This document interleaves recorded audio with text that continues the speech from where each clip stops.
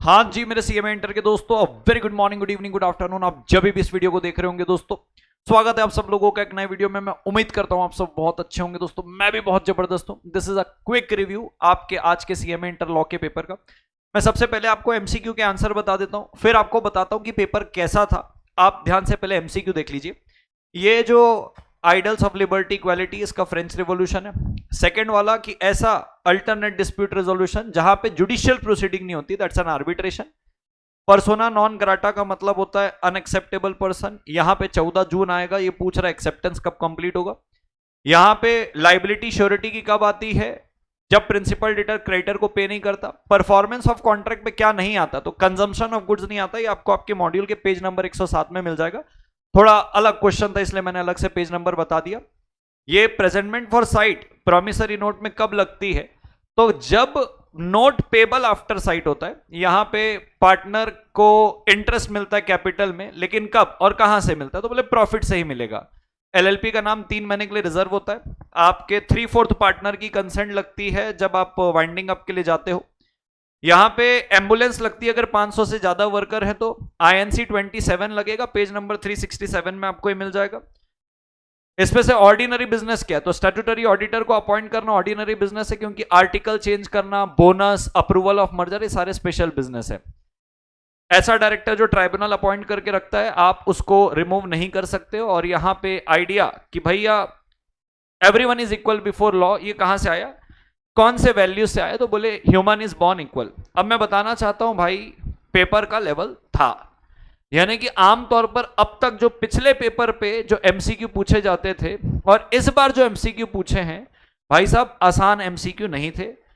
Compare to पिछले 2 attempt 3 attempt के अगर आप पेपर देखोगे तो एमसीक्यू का लेवल बहुत लाइटर नोट में होता था। ऐसे फटाफट फटाफट 15 एमसीक्यू में से अपने को 10-1 तो बनी जाते थे, 12 तो बनी जाते थे, किसी 1-2 जगह डाउट रहता था। बट यहां पे आप देखेंगे, जैसे ये फॉर्म के ऊपर क्वेश्चन पूछा, बच्चा शायद कंफ्यूज हो सकता है।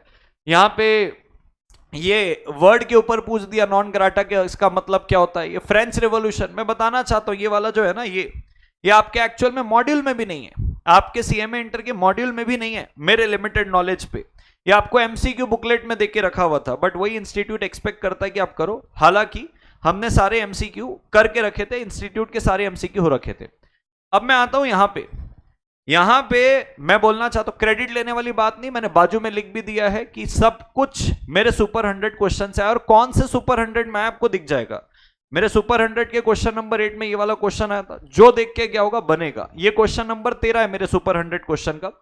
ये वाला क्वेश्चन नंबर 41 है मेरे सुपर 100 क्वेश्चन का। आप चाहें तो जाके देख सकते हैं। तो ये 1 हो गया, 2 हो गया, 3 हो गया, ये 21 मार्क्स हो गए जो सुपर 100 क्वेश्चन से डिस्क्रिप्टिव आया है।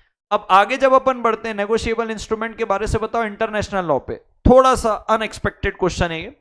फिर आता है स्पेसिफिक एक्सक्लूजन, बताओ कि वेजेस से न्यू डेफिनेशन ऑफ वेजेस में क्या क्या एक्सक्लूड किया हुआ है।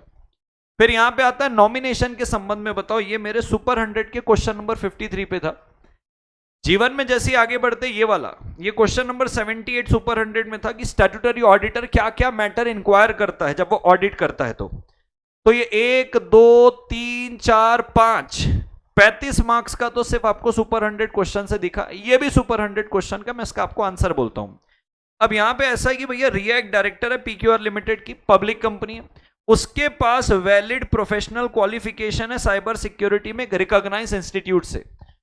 अब उसने कुछ सिक्योरिटी इशू को सॉल्व किया, 5 लाख रुपए का बिल दिया, उसको ये पेमेंट नहीं दे रहा, बोले ये तो भाई साहब आपके इस पे ही आ गया, रिया के रेम्यूनरेशन में। तो अगर आप इसको देखने जाएंगे, मेरे सुपर 100 के क्वेश्चन नंबर 72 पे मैंने इसको बता रखा है।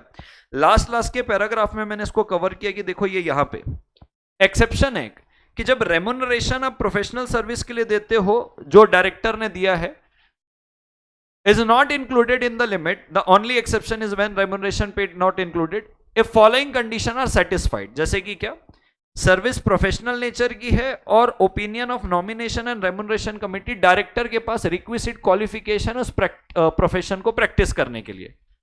तो अगर ये 2 चीज पॉसिबल है, यानी कि 2 चीज है, जैसे यहां पे दिखा रहा है कि भैया क्वालिफिकेशन है, रिकॉग्नाइज्ड इंस्टीट्यूट से वैलिड प्रोफेशनल क्वालिफिकेशन है, तो कहता है भैया इस परिस्थिति के अंदर आपको उसको अलग से देना पड़ेगा। ये देखो ओनली एक्सेप्शन जब उसके रेम्यूनरेशन में ये 5 लाख रुपए नहीं आएगा तो क्या वो हकदार है इस 5 लाख की? हाँ, क्योंकि ये दोनों शर्त पूरी हो रही है। सर्विस जो रेंडर कर रही है वो प्रोफेशनल नेचर की है और नॉमिनेशन और रेम्यूनरेशन कमेटी के ओपिनियन में उसके पास इसका रिक्विजिट क्वालिफिकेशन है क्या? तो हाँ, रिकॉग्नाइज इंस्टीट्यूट से उसके पास एक वैलिड क्वालिफिकेशन है, तो उसको 5 लाख रुपए मिलना चाहिए। वो अपार्ट फ्रॉम उसका रेम्यूनरेशन होगा। ठीक है, ये शेयर होल्डर का जो राइट है, क्वेश्चन नंबर 76 है सुपर 100 क्वेश्चन का, वहां से आप देख सकते हो। तो 35 के बाद आप इसको जोड़ ले 42 के बाद ये आ गया भाई साहब 7 मार्क्स और 49 मार्क्स। हमने मैराथन में पूरा एथिक्स कवर किया हुआ है, बट स्पेसिफिकली मैं क्वेश्चन का उस पर क्रेडिट नहीं ले रहा हूं। रही बात ये वाला क्वेश्चन, यहां पे सेक्शन नंबर 220 लगेगा, मिसकंडक्ट ऑफ एजेंसी। मोटा मोटा अगर आप मैं बताऊं मिसकंडक्ट ऑफ एजेंट, ये क्वेश्चन पेज नंबर 87 में आपको मिल जाएगा। यहां पे जो अजय कह रहा है ना सुजय को कि मैं तेरे को कुछ भी नहीं दूंगा, तेरा रेम्यूनरेशन ही नहीं दूंगा, 220 के हिसाब से ये मिसकंडक्ट है सुजय का कि भाई सुजय तेरे को 20 लाख रिकवर करने बोला, तूने 18 लाख रुपए अच्छी सिक्योरिटी में किया, 2 लाख रुपए तूने खराब में किया, तो 18 लाख में तो ए को फायदा हुआ, लेकिन फंड बी में उसको 25,000 का लॉस हुआ।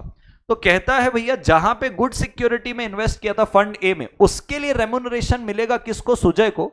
लेकिन ये जो फंड बी वाला है उसके लिए कोई रेम्यूनरेशन नहीं मिलेगा। इवन आपको साथ साथ में अगर मैं बताऊं, ये वाले केस में लिखता है कुछ भी इंटाइटल्ड नहीं रेम्यूनरेशन के लिए जो गलत सिक्योरिटी में किया है, और आपको शायद डैमेजेस भी इस पे देना पड़ सकता है। लेकिन आप बोलो कि आपको मैं कुछ भी नहीं दूंगा, देखो यहां पे लिखा हुआ है, विजय आर्ग्यू कर रहा है नीचे, he should hence he believes he should receive remuneration। ये सुजय का कहना है कि उसको रेम्यूनरेशन मिलना चाहिए, लेकिन यहां पे अगर आप बात करें इधर, ये Ajay learn that he become furious denied any remuneration to Vijay, कहता है बिल्कुल भी कुछ भी रेम्यूनरेशन नहीं मिलना चाहिए। तो ऐसा नहीं है कि कुछ भी रेम्यूनरेशन नहीं मिलेगा, जो अच्छी सिक्योरिटी में इन्वेस्ट किया था जहां पे मुनाफा हुआ वहां रेम्यूनरेशन मिलेगा, बाकी के लिए नहीं मिलेगा, बाकी के लिए आपको डैमेजेस देना पड़ेगा जो आपने नुकसान कराया।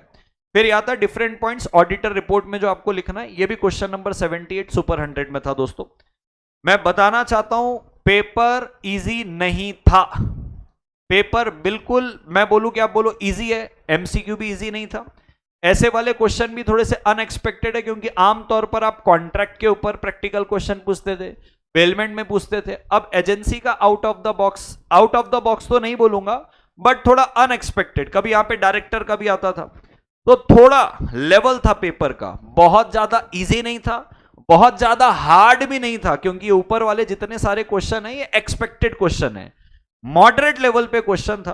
पास आप आराम से हो जाएंगे, क्योंकि अगर आपने सुपर 100 देखा है, अगर आप मेरे स्टूडेंट रहेंगे, पास आप आराम से हो जाएंगे। बट आप किसी भी एंगल में इसको बोले ये इजी था, तो इजी तो नहीं था। 50-60 मार्क्स, इवन डिस्टिंक्शन लाने का 60 लाने का भी इस पेपर पे कैपेबिलिटी है, आप ला सकते हो आराम से, बट एमसीक्यू बहुत ज्यादा इजी नहीं थे।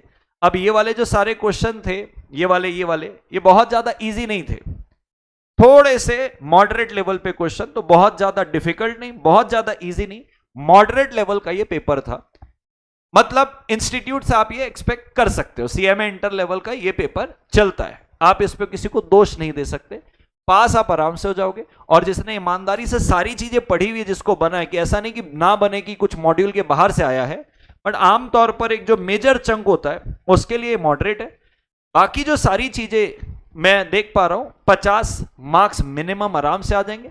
जिसका पेपर ये सब पढ़ के गया होगा, थोड़ा सा स्कॉलर टाइप का बच्चा होगा, वो तो 60 से 80 के रेंज में भी आराम से मार्क्स ला पाएगा।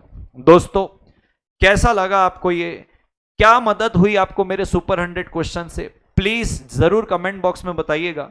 लगातार 4-4 घंटे 5-5 घंटे मैंने गला फाड़ फाड़ के आपको ये सारी चीज पढ़ाई थी। जब आपका पेपर ऐसा आता है ना जहां पे आप देखोगे 50 मार्क्स का तो सुपर 100 क्वेश्चन से डायरेक्ट डिस्क्रिप्टिव क्वेश्चन आया है, और जब आपका मैसेज आता है ना सर बहुत अच्छा लगा सर ये पेपर देख के, बहुत अच्छा लगता है, मोटिवेटेड फील करते हैं आने वाले समय के लिए, तो कमेंट में जरूर बताइएगा कि आपका पेपर कैसा गया। That's all from my side दोस्तों। This at CS Arjun Chhabra signing off until we meet again. I wish you all the best for your upcoming examination दोस्तों. Take care. Bye bye.